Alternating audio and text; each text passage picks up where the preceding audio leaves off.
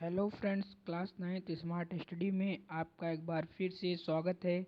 आज की इस वीडियो में हम क्लास 9th मोशन का पार्ट सेकंड पढ़ेंगे।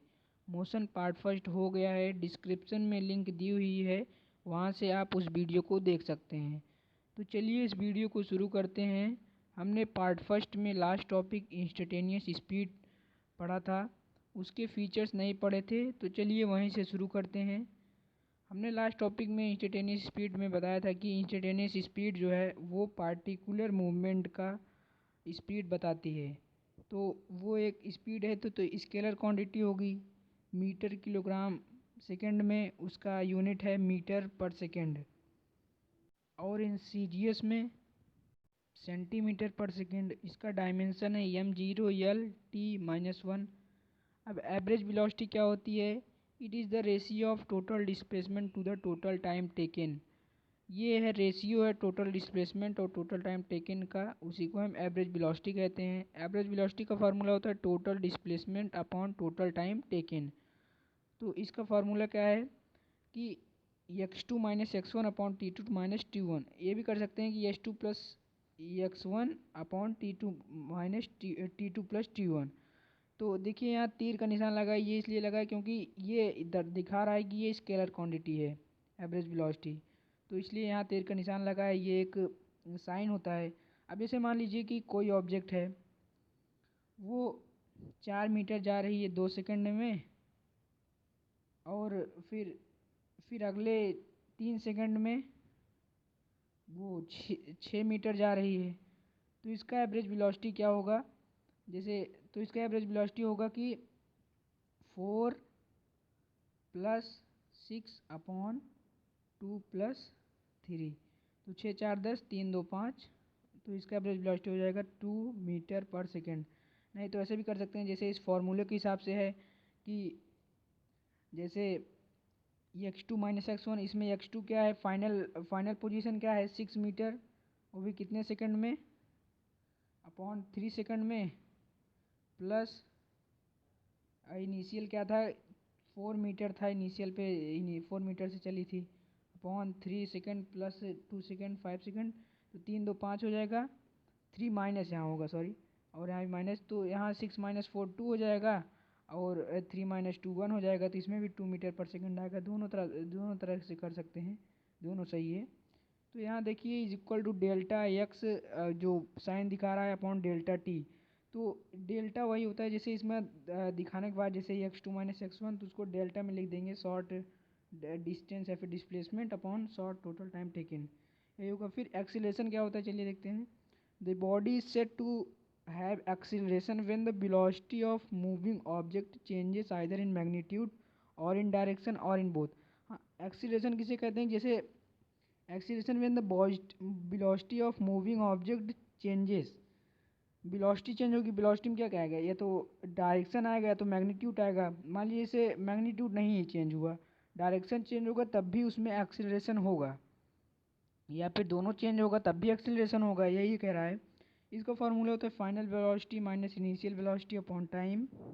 एक्सीलरेशन को ए से रिप्रेजेंट करते हैं, फाइनल वेलोसिटी को वी से, और इनिशियल को यू से अपॉन टाइम टी। एक्सीलरेशन की एक और डेफिनेशन है भी कह सकते हैं कि acceleration is a measure of change in the velocity of an object per unit time. पर यूनिट टाइम में किसी ऑब्जेक्ट की वेलोसिटी मतलब चेंज हो रही है, तो वही उसको एक्सीलरेशन मेजर करता है। Acceleration is a measure of change in the velocity of an object per unit time. अब एवरेज एक्सीलरेशन क्या होता है? It is defined as the ratio of the change in velocity to the time interval. ये define करता है कि as the ratio of change in velocity, velocity के change होने का रेशियो टाइम इंटरवल के हिसाब से, कि change in velocity upon time interval, मतलब final velocity minus initial velocity, ये चेंज इन वेलोसिटी हो गई, और टाइम इंटरवल जो होगा। अब जैसे average velocity v2 minus v1 जैसे उसमें था एवरेज वेलोसिटी में, वैसे एवरेज एक्सीलरेशन में क्या है कि जैसे मान लीजिए ये 4 मीटर था, 4 मीटर, और फिर ये 6 मीटर वाला था, तो चेंज इन वेलोसिटी हो गई 6 - 4, ये वेलोसिटी इसमें चेंज हो गई। टाइम इंटरवल कितना लगा, इसको जोड़ देंगे टाइम इंटरवल को, क्योंकि इसमें एवरेज एक्सीलरेशन है, तो टाइम इंटरवल था कितना, 3 2 5 था, तो 6 - 4 1/5 ये आएगा। तो जैसे अब इसको भी यहाँ डेल्टा से रिप्रेजेंट किया गया, डेल्टा वी उसके ऊपर तीर लगाई गई है अपॉन डेल्टा टी। ये देखिए यहाँ डेल्टा इसको कहते हैं, ट्रायंगल बराबर delta, it represent a change. इसका क्या मतलब है कि ये चेंज रिप्रेजेंट कर रहा है। अब जैसे माइनस करेंगे तो उसमें चेंज होगा ही। अब एक्सेलरेशन के टाइप देखते हैं। पहला uniform accelerated motion, if a body travel in a straight line and its velocity increases in equal amount in equal interval of time. कोई बॉडी है वो ट्रेवल कर रही है स्ट्रेट लाइन में और इस वेलोसिटी इंक्रीज है, तो उसकी वेलोसिटी बढ़ती है equal amount in equal interval of time में। Its motion is known as uniformly accelerated motion, तब उस मोशन को यूनिफॉर्मली एक्सीलरेटेड मोशन बोलेंगे। एग्जाम्पल के लिए motion of a freely falling body is an example of accelerated motion. जो freely falling, मान लीजिए कोई ऊपर से ऑब्जेक्ट गिराई जा रही है, फ्रीली फॉलिंग है, तो वो यूनिफॉर्मली एक्सीलरेटेड मोशन का एक एग्जांपल है, क्योंकि वो टाइम के हिसाब से अपनी वेलोसिटी को क्या कर रही है, इंक्रीज कर रही है। इसलिए ये SI यूनिट ऑफ एक्सीलरेशन क्या होता है, जैसे v minus you upon T. तो v इनिशियल फाइनल वेलोसिटी है, तो वेलोसिटी को किसमें मापते हैं, मीटर पर सेकंड में, और टाइम को सेकंड में, तो इसलिए मीटर पर सेकंड स्क्वायर हो जाएगा। अब सेकेंड टाइप्स क्या है, non uniform acceleration. If during motion of a body its velocity increases by unequal amount in equal interval of time, उसकी वेलोसिटी इंक्रीज हो रही, unequal interval of time equal रहता ही है, तो then its motion is known as non uniformly accelerated motion. Example की car moving in a crowded street, वो रुकती है फिर चलती है फिर धीरे धीरे चलती है, इसलिए ये नॉन यूनिफॉर्म एक्सीलरेटेड मोशन का एग्जाम्पल है। अब उसके अनदर टाइप भी होते हैं, जैसे पॉजिटिव एक्सेलरेशन और नेगेटिव एक्सेलरेशन है, फिर रिटार्डेशन। तो if the velocity of an object increase in the same direction, किसी ऑब्जेक्ट की वेलोसिटी डायरेक्शन में ही सेम डायरेक्शन में इंक्रीज हो रही है, द वेलोसिटी है द पॉजिटिव। जैसे मान लीजिए कोई ऑब्जेक्ट है, उसकी वेलोसिटी एक ही डायरेक्शन में जा रही है, और इसकी यहाँ पर 2 मीटर पर सेकेंड थी, यहाँ 3 मीटर पर सेकेंड, यहाँ फिर 4 मीटर पर सेकेंड के हिसाब से बढ़ रही है, तो ये हो गया पॉजिटिव एक्सेलरेशन। अब नेगेटिव में क्या होगा कि जैसे मान लीजिए if the velocity of object decreases in the same direction, decrease होती है उसी डायरेक्शन में। जैसे मान लीजिए यहाँ पहले 4 मीटर पर सेकेंड थी, फिर 2 मीटर पर सेकेंड हो गई, तो ये रिटार्डेशन होगा, इससे नेगेटिव एक्सेलरेशन कहेंगे। तो इसका जैसे कार स्लोज डाउन, कार पहले कितने 60 किलोमीटर पर हावर रहती है, फिर 40 आती है, 20, फिर एक समय आता है 0 आ जाती है, वो नेगेटिव एक्सेलरेशन होगा। पॉजिटिव कब हो, जब स्ट्रेट लाइन में जाएगी और पहले 10 थी फिर 20 हो जाएगा 40, इसे पॉजिटिव एक्सेलरेशन कहेंगे। अब यहाँ देखिए ये delta d v upon D t जो ऊपर साइन लगा, रिप्रेजेंट मैग्नीट्यूड ऑफ एक्सेलरेशन। कभी मान लीजिए क्वेश्चन एग्जाम में फिर आ जाए इस टाइप में, ये सिंबल दे दे कि ये क्या रिप्रेजेंट कर रहा है, तो मैग्नीट्यूड ऑफ एक्सेलरेशन ये रिप्रेजेंट कर रहा है। कैसे, ये देखिए यहाँ वेलोसिटी है, ऊपर साइन, तो मतलब वेक्टर हो गई अपॉन टी। अब ये जैसे वेक्टर में वो लगता है मोड, क्या कहते हैं उसको, मॉड्यूल ऊपर, तो उसे अपॉन डी टी, ये represent the rate of change of speed. ये क्या रिप्रेजेंट करता है, rate of change of speed represent करता है। अब एक्सेलरेशन हो गया। Equations of uniformly accelerated motion, uniformly accelerated motion के इक्वेशंस देखते हैं। फर्स्ट इक्वेशन ऑफ मोशन है A is equal to V minus you upon T. Equation of motion बनाना है, देखते हैं क्या होता है। अब वहाँ क्या था कि ए बराबर b minus you upon t था, तो ये टी जो है नीचे, तो ये यहाँ इधर आ जाएगा, तो ए टी बराबर वी माइनस यू हो जाएगा, और v बराबर यू प्लस ए टी हो जाएगा। ये हमें फर्स्ट इक्वेशन ऑफ मोशन मिल गया। अभी ग्राफिकली नहीं, अभी वैसे मैथमेटिकली समझ लेते हैं, ग्राफिकली बाद में देखेंगे नेक्स्ट वीडियो लेक्चर में। तो यही था फर्स्ट इक्वेशन ऑफ मोशन की, एक्सेलरेशन बराबर final velocity minus initial velocity upon time होता है। टाइम उधर चला जाएगा, एक्सेलरेशन इंटू टाइम बराबर final velocity into initial velocity. तो यहाँ माइनस में थी, फाइनल वेलोसिटी जो है वो इधर ही रहेगी, इनिशियल वेलोसिटी पॉजिटिव में चली जाएगी, तो ये v बराबर u plus A T first equation of motion मिल जाएगा।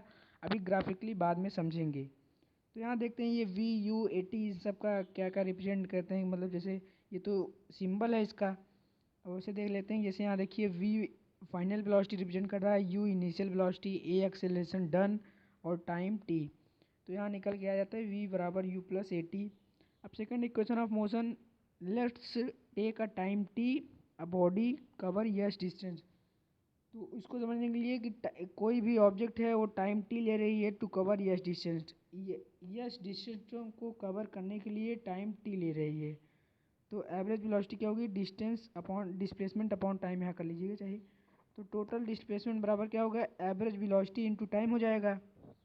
तो टोटल डिस्प्लेसमेंट बराबर क्या होगा, एवरेज वेलोसिटी का फॉर्मूला क्या था, वही for uniform motion he, uniform का इक्वेशन हम वो कर रहे हैं ना, तो फॉर्म यूनिफॉर्म मोशन हम पिछले उसमें देखे थे कि v plus u upon t, यहाँ लिखा भी है we know v and u then average velocity is equal to v plus u is upon two. तो एवरेज वेलोसिटी ये हो जाएगी इनटू टाइम वो कर लेंगे। तो यहाँ v की वैल्यू क्या है, फर्स्ट इक्वेशन ऑफ मोशन से हमें प्राप्त हो जाएगी v की वैल्यू u प्लस 80 था उसकी वैल्यू v की, और प्लस u है ही है पहले से, अपॉन टू हो जाएगा और इंटू टी। तो उसके बाद यस बराबर क्या हो जाएगा, 2u हो जाएगा, यू 2u हो जाएगा, प्लस 80 है ही अपॉन टू। तो यहाँ टी से जब मल्टीप्लाई हो जाएगा तो 2ut प्लस 80 स्क्वायर हो जाएगा अपॉन टू यहाँ पर।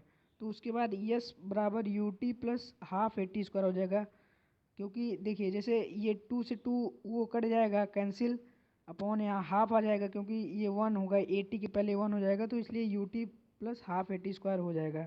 ये second of equation of motion हमें मिल गया, ग्राफिकली आगे देखेंगे।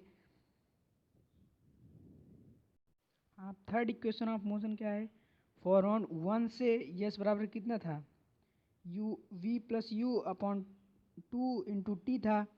तो यहाँ टी क्या हो जाएगा, उस साइड जैसे देखिए क्या था कि ए बराबर v minus you upon t था।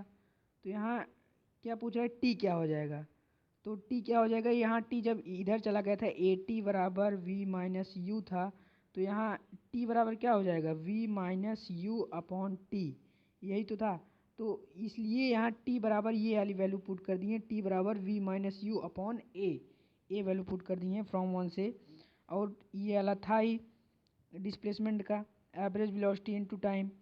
तो हियर वी यूज फार्मूला, वो मैथमेटिकली जो इक्वेशन होता है A plus B A minus B is equal to A square plus B square, क्योंकि ये दोनों सेम है तो यहाँ वही वाला फार्मूला लगेगा। तो यस बराबर क्या हो जाएगा, v square minus u square upon 2a। तो यहाँ हमें मिल जाएगा third equation of motion, v square minus u square plus 2as। यहाँ वी नो डैट, ये देखिए यहाँ लिखा भी है v is equal to u plus 80, तो v minus u is equal to 80, तो t बराबर v minus you upon a। तो इस प्रकार हमें थर्ड इक्वेशन ऑफ मोशन मिल गया। मैथमेटिकली हम इसको देख लिए, ग्राफिकली बाद में देखेंगे। एक बार फिर से मैं कह रहा हूँ, तो equation of uniformly accelerated motion यही 3 था। अब ग्राफ्स देखते हैं, तो ग्राफ्स के बाद उसके बाद वहाँ प्रेजेंट करेंगे कि इक्वेशन ऑफ मोशन तीनों ग्राफ पे। तो पहला 3 टाइप के ग्राफ्स होते हैं, distance versus displacement time graph, distance displacement versus time, velocity versus time graph, फिर third acceleration versus time graph. तो यहाँ ग्राफ पहले देख लेंगे, मतलब कुछ हर चीज़ ग्राफ पे तो पूरा डिस्प्लेसमेंट लिखेंगे नहीं, तो इसलिए डिस्प्लेसमेंट को हम वाई एक्सिस पर लेंगे, हमेशा यस से प्रेजेंट करेंगे, और टाइम को एक्स एक्सिस पर टी से प्रेजेंट करेंगे।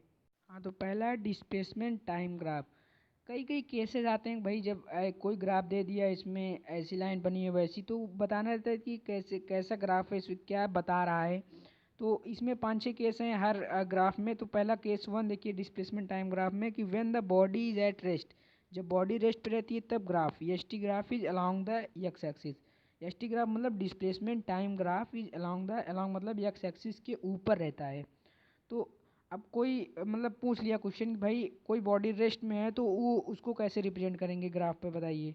या फिर ऐसे दे दिया कि ग्राफ दे दिया, इस पर ये कर दिया ऐसे ऊपर अलॉन्ग द एक्स एक्सिस एक लाइन खींच दी, उसके बाद बता रहा है कि कौन सा केस बता रहा है कि इसमें क्या बता रहा है ये ग्राफ। तो ये क्या बता रहा है, जैसे ये देखिए यहाँ पर एक लाइन है, यहाँ पर ये अलॉन्ग द एक्स एक्सिस पर ये लाइन खींच जाएगी, तो यही बताएगा कि डिस्प्लेसमेंट टाइम ग्राफ जो है बता रहा है कि बॉडी रेस्ट में है। अब केस सेकंड में क्या होगा कि द डिस्प्लेसमेंट इज कांस्टेंट, जब अगर मान लीजिए डिस्प्लेसमेंट कांस्टेंट होगी, the S T graph is parallel to x axis. अब डिस्प्लेसमेंट कांस्टेंट कब होगी, जब जैसे देखिए यहाँ समय बीतेगा, ये समय बीतता चला जाएगा और कुछ दूरी पर जाकर जैसे इतनी दूर गई मान लीजिए, उसके बाद ये कांस्टेंट हो गई, तो ये पूरा स्ट्रेट लाइन ये पैरेलल होगी एक्स एक्सिस की, तभी ये बताएगा। तो मान लीजिए कोई पूछ लिया कि भाई केस 2 ऐसा ऐसा ग्राफ दे दिया, ऐसा ग्राफ। तो उसके बाद पूछा कि इसमें क्या बता रहा है, तो द डिस्प्लेसमेंट इज कांस्टेंट है, हमें पता लग गया कि भाई यहाँ ये स्ट्रेट लाइन है पैरेलल टू एक्स एक्सिस, इसलिए डिस्प्लेसमेंट कांस्टेंट है। अब केस 3 में क्या है कि the body moving with uniform velocity starting from rest, the st graph is a straight passing through origin and make an angle with x axis, कि जो body है वो यूनिफॉर्म वेलोसिटी से मूव कर रही है स्टार्टिंग से, ठीक है, और displacement time graph straight passing through origin, मतलब ऐसे ये कह रहा है कि स्टार्टिंग मूव करिए ऐसे ऐसे, और ये जो एस टी ग्राफ होगा ये ऑरिजिन से पास होगा। तो यही कह रहा है, देखिए आगे अगले स्लाइड में होगी वो उसका ग्राफ। ये देखिए यहाँ पर है ना कि ऑरिजिन से पास हो रही है और यूनिफॉर्म है, यूनिफॉर्म एक्सीलरेटेड मोशन है, उसका ग्राफ ही पढ़ रहे हैं तो यूनिफॉर्म है। अब केस 4 देखते हैं कि a body having uniform velocity, body के पास यूनिफॉर्म वेलोसिटी है विद सम इनिशियल डिस्प्लेसमेंट, मतलब कि बॉडी के पास यूनिफॉर्म वेलोसिटी है, यहाँ से है, देखिए यहाँ से यूनिफॉर्म वेलोसिटी है यहाँ से, और उसके पास कुछ डिस्प्लेसमेंट है, मतलब इतनी जो है डिस्प्लेसमेंट है, उसके बाद यूनिफॉर्म वेलोसिटी है। The S T graph is a straight line making a positive angle, straight line होगी S T graph making a positive angle with the horizontal and has positive intercept on Y axis, ये Y axis है, इस पर positive intercept देखिए ये यहाँ पर है पॉजिटिव इंटरसेप्ट, ये वाला जो बना है ये वाई इंटरसेप्ट है वाई एक्सिस पर। तो ये इतना कि कुछ इनिशियल डिस्प्लेसमेंट है उसका, उसके बाद वो जो है स्ट्रेट लाइन बना रही है यूनिफॉर्म वेलोसिटी में, उसके बाद आ रही है, कुछ उसका इनिशियल डिस्प्लेसमेंट है। जब ऐसी केस हो तो इस प्रकार का ग्राफ जो है बनेगा।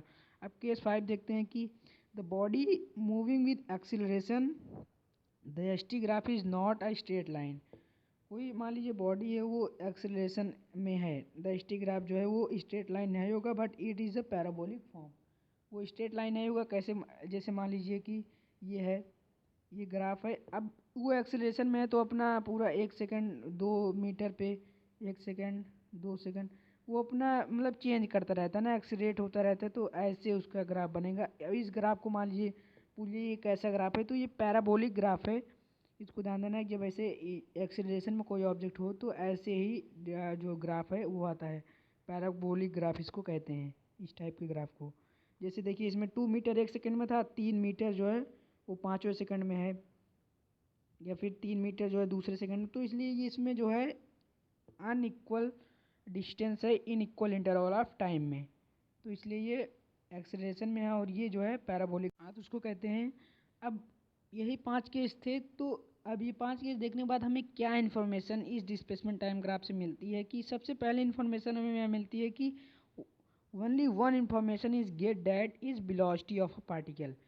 अब इधर जैसे ये था ग्राफ, कि ये ग्राफ था, इधर टाइम था इधर डिस्टेंस था, तो डिस्टेंस अपॉन टाइम क्या होती है, स्पीड या फिर वेलोसिटी, या फिर इधर डिस्प्लेसमेंट था मान लीजिए, तो हमें वेलोसिटी मिलती है हमेशा। जैसे अगर ये कह रहा है कि हमें वेलोसिटी मिलती है तो डिस्टेंस अपॉन टाइम होगा, जब डिस्टेंस टाइम ग्राफ से ही वेलोसिटी हमें मिलेगी। तो इससे हमें क्या इन्फॉर्मेशन मिलती है कि वेलोसिटी ऑफ द पार्टिकल क्या है, तो इससे में यही इन्फॉर्मेशन मिलती है। अब अगले देखते हैं स्लोप क्या होता है, slope of a cord between any 2 point on a positive time graph gives us average velocity, average velocity देती है जो स्लोप ऑफ अ कॉर्ड है। तो कैसे, ये देखिए ये स्लोप है, ये स्लोप, ये हमें क्या मिलती है एवरेज वेलोसिटी, कि x1 और t1, वहाँ था ना कि x2 minus x1 upon t2 minus t1 average velocity, same वही चीज़ है यहाँ पर। एवरेज देखिए एवरेज वेलोसिटी इसमें लिखा भी है कि ये दे रही है एवरेज, तो x2 माइनस x1 कर देंगे upon t2 minus t1 average velocity मिल जाएगी। यहाँ देखिए ये किया भी है डेल्टा x उस पर लगा है तीर अपॉन डेल्टा t, तो स्लोप क्या हो जाएगा dy upon dx। One another method to finding the slope, एक और मेथड है स्लोप को फाइंड करने के लिए, वो जो कॉस्ट थीटा वाला। तो slope of the tangent to positive position time graph at any instant, किसी भी इंस्टेंट पर give us instantaneous velocity at that instant, किसी भी इंस्टेंट पर अगर मान लीजिए उसका पोजीशन टाइम ग्राफ निकालेंगे तो इंस्टेंटेनियस वेलोसिटी ही देगी ना। तो जैसे ये देखिए यहाँ पर इसका निकालना है कि इंस्टेंटेनियस वेलोसिटी क्या है, तो इस इंस्टेंट पर, तो यहाँ d x upon d y हो जाएगा। और इससे भी निकलता है ये जो देखिए कॉस थीटा है, इससे भी हमें पता चलता है स्लोप क्या है कि जैसे ज़्यादा है कि कम है। तो स्लोप बराबर क्या होता है, टेन थीटा होता है। If tan theta in theta बराबर 0, यही था ना, जैसे मान लीजिए ये था, तो ये वाला जो स्लोप था ऐसे था, तो इसमें जो ये स्लोप था, अगर ये जो थीटा है अगर ये 0 है तो टेन टेन 0 बराबर 0 हो जाएगा, तो इंस्टेंटेनियस वेलोसिटी क्या हो जाएगी, D s upon D T हो जाएगी। और the area under speed time graph, speed time graph का एरिया जो है रिप्रेजेंट द डिस्टेंस टेबल। हाँ, स्पीड टाइम देखिए, डिस्टेंस बराबर स्पीड टाइम ग्राफ में हमें डिस्टेंस टेबल मिलती है कि कितना डिस्टेंस टेबल के स्पीड टाइम ग्राफ में। यहाँ देखेंगे अभी वेलोसिटी टाइम ग्राफ में कि हमें इससे डिस्टेंस मिलती है। अब इम्पॉर्टेंट पॉइंट एक है कि the slope of a tangent, tangent का जो स्लोप है टू द कर्व, ये टेंजेंट ही तो था, जैसे ये देखिए ये टेंजेंट था, एक ऐसे कर्व टाइप में है, तो ये टेंजेंट है to to the curve of a distance time graph will gives velocity, ये भी वेलोसिटी देती है, वही d x upon d y कर देते, तो ये देखिए d s upon D t, तो हमें वेलोसिटी मिल जाती। अब दूसरा उसका था काइनेमेटिक्स ग्राफ का क्लासिफिकेशन की वेलोसिटी टाइम ग्राफ, पहला डिस्प्लेसमेंट डिस्टेंस टाइम ग्राफ हो गया, वेलोसिटी टाइम ग्राफ का तो देखते हैं। केस वन में क्या रहता है कि when the body is at rest the graph is in uh straight line along the axis, इसमें भी स्ट्रेट लाइन में रहता है, यहाँ पर जैसे जब रेस्ट में रहता है तो स्ट्रेट लाइन रहता है। केस टू में क्या होता है, the body moving with uniform velocity the graph is in straight line parallel to axis the acceleration is zero. तो स्ट्रेट लाइन में रहती है यूनिफॉर्म वेलोसिटी में, तो जैसे यहाँ पर ये स्ट्रेट लाइन होती है, उसमें क्या था कि जब उसका जीरो रहता है डिस्प्लेसमेंट, तो वो स्ट्रेट लाइन रहती है पैरेलल टू एक्सिस, तो इसमें क्या होगा, एक्सीलरेशन जीरो होगा। The body moving uniform velocity the graph is straight line to parallel to x axis. अब थर्ड केस देखते हैं। केस थर्ड में है कि the body moving with increasing acceleration, acceleration increase हो रहा है, the initial velocity of the body is zero, initial velocity body की zero and moves with non uniform और वेरिएबल वेलोसिटी, मतलब अलग अलग नॉन यूनिफॉर्म है। जैसे मान लीजिए ये था ना कि ये ग्राफ है, इसमें वेलोसिटी इंक्रीज हो रही है, समय के हिसाब से बढ़ रही है, पहले ओरिजिन पे जीरो था, उसके बाद यहाँ धीरे धीरे बढ़ रही है, तो वही केस थ्री रिप्रेजेंट कर रहा है कि यहाँ पर जैसे ये देखिए कि वेलोसिटी बढ़ रही है कि, और ये नॉन यूनिफॉर्म में एक्सेलरेशन बढ़ रहा है, वेलोसिटी नॉन यूनिफॉर्म में और इनिशियल वेलोसिटी से, मतलब जीरो से वो बढ़ रही है, ये नहीं कि मतलब 4 मीटर पर सेकंड थी उसके बाद बढ़ रही है, जीरो से ओरिजिन से। तो represent non uniform case four में क्या है कि the body moves with uniform acceleration the initial velocity of the body is zero, uniform acceleration जब बॉडी मूव करती रहती है द इनिशियल वेलोसिटी जो है वो जीरो होती है and has equal increase in velocity. हाँ, यहाँ पर यूनिफॉर्म एक्सेलरेशन है तो यहाँ स्ट्रेट लाइन होगी, increase in velocity and in equal interval of time, क्योंकि ये देखिए यूनिफॉर्म एक्सेलरेशन है तो इसलिए यहाँ पर इक्वल जो है टाइम में इक्वल डिस्टेंस जो है वो इंक्रीज होगी। केस फाइव में क्या है कि the body moves with decreasing acceleration, अगर डिक्रीजिंग एक्सेलरेशन में मूव कर रहा है तो the initial velocity of the body zero, initial velocity यहाँ जीरो थी मान लीजिए यहाँ पर, उसके बाद and moves with non uniform and variable velocity, ये उल्टा हो जाएगा, इसका उल्टा हो जाएगा यहाँ पर उल्टा केस फाइव में, क्योंकि ये इंक्रीजिंग में था, यहाँ देखिए लिखा है इंक्रीजिंग एक्सेलरेशन, यहाँ डिक्रीजिंग एक्सेलरेशन, इसलिए केस फाइव उल्टा हो जाएगा उसका। अब केस सिक्स देखते हैं कि the body moves with uniform retardation, uniform retardation मतलब वही कि negative acceleration, negative acceleration retardation को कहते हैं also called negative acceleration. It is a straight line making an obtuse angle with the positive x axis, obtuse angle बनता है with positive axis, इसमें retardation हो रहा है, जैसे यहाँ पर देखिए यहाँ से बॉडी शुरू हुई तो ये यहाँ वहाँ पर पॉजिटिव एक्सेलरेशन था उस केस में, इसमें निगेटिव था, किसके फिफ्थ से पहले वाले में। उसके बाद straight line making an obtuse angle, यहाँ ऑब्ट्यूस एंगल बनाती है, उसके बाद acute angle with x axis, x axis पर एक्यूट एंगल, यहाँ पर ये वाला यहाँ acute angle.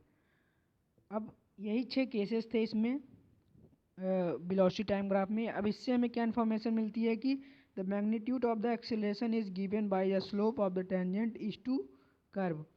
Velocity time graph से हमें डिस्प्लेसमेंट मिलता है, यहाँ पर ये जो टेंजेंट है यहाँ पर देखिए कॉस थीटा है, तो स्लोप बराबर x axis scale upon y axis scale, इस स्केल पर कितना है कि इस पर और इस पर पूरा निकाल के जैसे इसमें वही था T2-T1/x2-x1 कर देंगे तो इसमें हमें मिल जाएगा।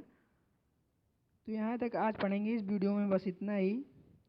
आपको इसका नोट्स जो है डिस्क्रिप्शन बॉक्स में दे दिया जाएगा, वहाँ से आप इसकी नोट्स को डाउनलोड कर सकते हैं। वीडियो पसंद आए तो लाइक और अगर चैनल पर नए हैं तो सब्सक्राइब ज़रूर करें। Thank you, thanks for watching.